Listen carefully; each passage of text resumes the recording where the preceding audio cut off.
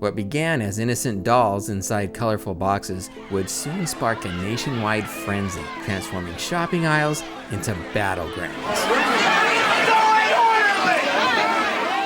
Cabbage Patch Kid dolls were all the craze in the 80s, but what drove this frenzy? To understand, we delve into the fascinating history behind these beloved dolls.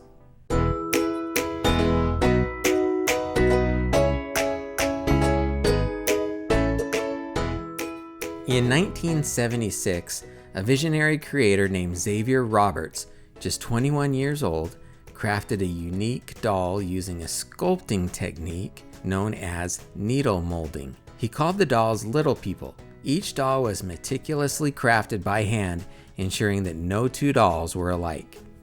2 years later, Roberts founded Original Appalachian Artworks Inc. and transformed an old clinic into Babyland General Hospital. Here, dolls weren't merely purchased, they were adopted. People were given adoption papers and birth certificates.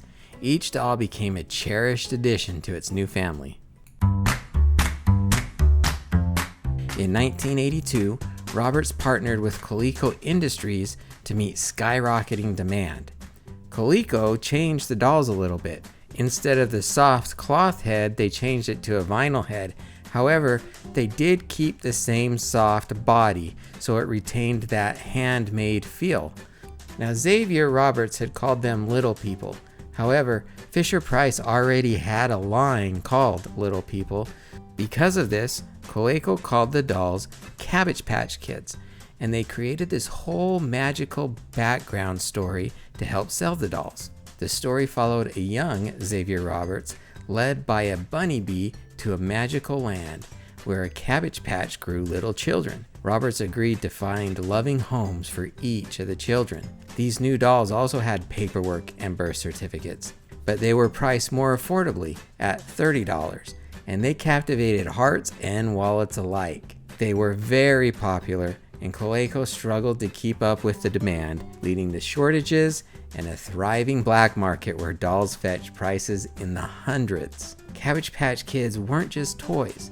They embodied a cultural phenomenon, blending craftsmanship with emotional storytelling.